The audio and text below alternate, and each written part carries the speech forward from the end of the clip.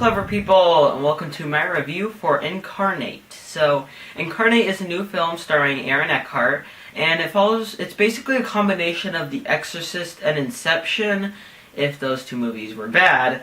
I haven't seen The Exorcist yet, but I'm assuming I'd like it, and I love Inception, so sort of saying that that's a combination of the two is kind of a disgrace, because this movie is pretty bad. So, Incarnate follows the story. Again, I said it's like a combination of the two, where it's a person that can go inside the mind of someone, played by Aaron Eckhart, and tries to sort of see what's happening inside their mind, and from there he can try to cure them of their exorcism. So, I had practically no expectation going into this movie because I just hadn't heard of it from anyone. I watched the trailer. It's honestly the only time that I've ever seen where two trailers for the same film that were two completely separate trailers came out on the same day. So that was a bit of a red flag because this movie had practically no marketing. And I have to say that I understand why they didn't market this movie because it's completely awful. This movie is terrible and is probably in the bottom 10 of the year. Let's get started. So, from the opening title card, which is absolutely god-awful, I already knew that I was set for a bad movie. So, the idea of the movie I actually do sort of like. I like the idea of someone going inside someone's mind to learn about their exorcism and cure it from there.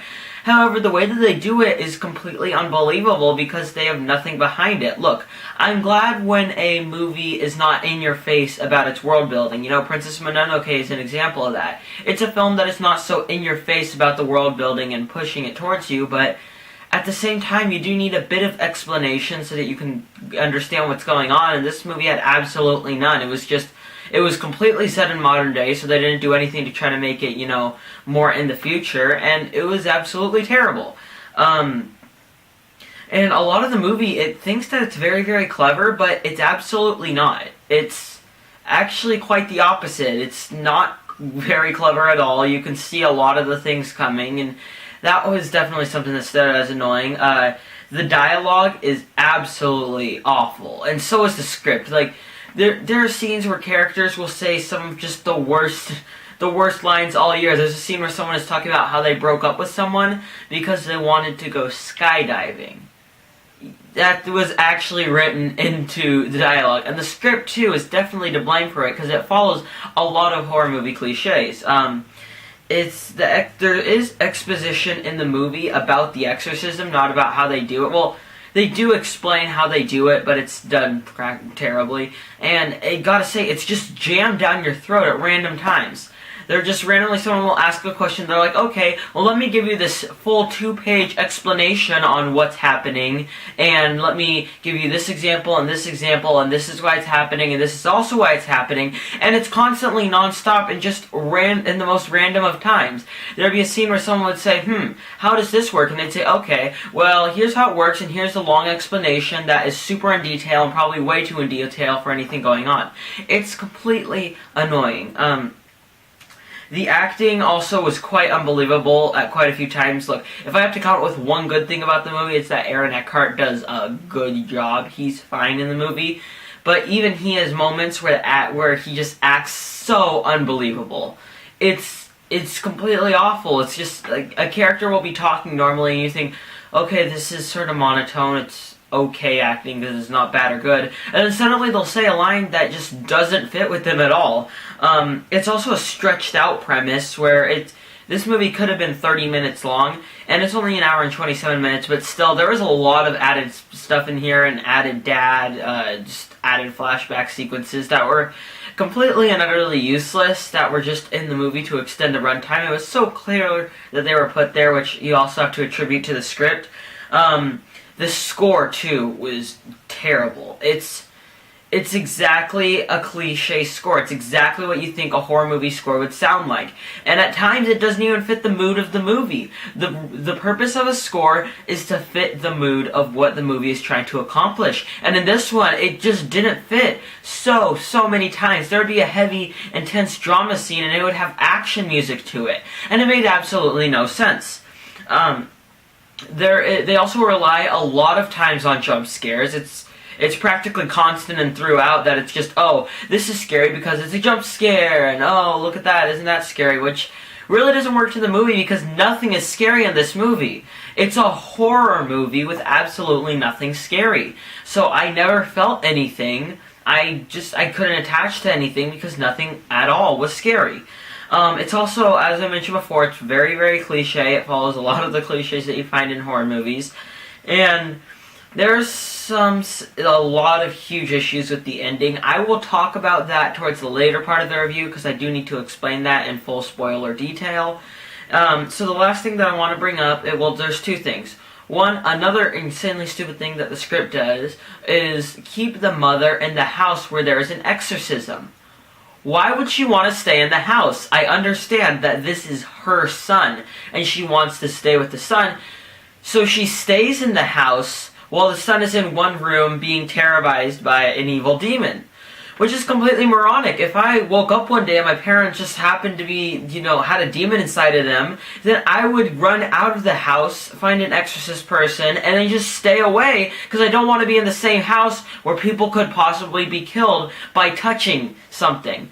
It's completely terrible. And finally, this movie is so dull. Every single thing in this movie is dull.